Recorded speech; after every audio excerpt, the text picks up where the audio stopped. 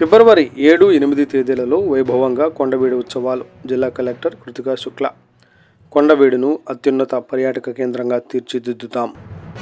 MLA Prathipati Pullarao.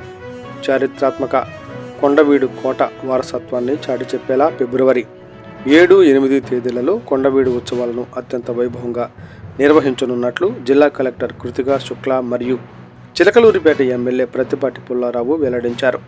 బుధవారం కొండవీడు ఉత్సవాల నిర్వహణపై కోట మీద అధికారులతో సమీక్షా సమావేశం నిర్వహించారు. ఈ సందర్భంగా జిల్లా కలెక్టర్ కృతికా శుక్లా మాట్లాడుతూ పర్యాటకులను ఆకట్టుకునేలా బోటింగ్, కయాకింగ్, గుర్రపు స్వారీ, rappelling, zip lining, rock climbing వంటి సాహస క్రీడలతో పాటు hilly ride, sand art show, flower show, laser షోలను ఏర్పాటు చేస్తున్నామన్నారు.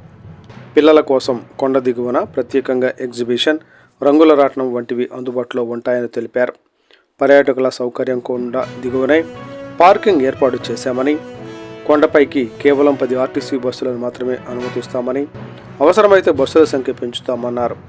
2 రోజుల ఉదయం 10 నుండి సాయంత్రం 6 గంటల వరకు కొండపైన వేడుకలు కొనసాగుతాయన్నారు. సాయంత్రం 6 నుండి రాత్రి 10 గంటల వరకు కొండ దిగువన సాంస్కృతిక కార్యక్రమాలు నిర్వహిస్తామని, పాఠశాల విద్యార్థులకు వివిధ పోటీలు ఉంటాయని వివరించారు. ఎమ్మెల్యే ప్రత్తిపాటి పుల్లారావు మాట్లాడుతూ ఈ ఉత్సవాలకు ప్రముఖులను ఆహ్వానిస్తున్నామని, ప్రతిరోజు 2 మంత్రులు పాల్గొనేలా ప్రణాళిక సిద్ధం చేశామన్నారు.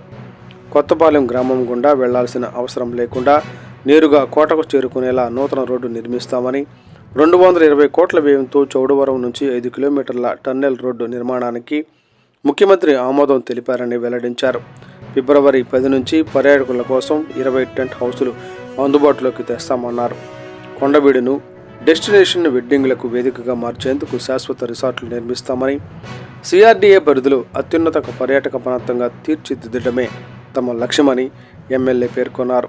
కోటలోని లక్ష్మీ నరసింహస్వామి ఆలయం, శివాలయం, దర్గా నిర్మాణ పనులను పూర్తి చేస్తామన్నారు. ఈ కార్యక్రమంలో జిల్లా అటవీ అధికారిని Krishnapriya, RDO Madhulatha, additional SP Santosh తదితరులు పాల్గొన్నారు.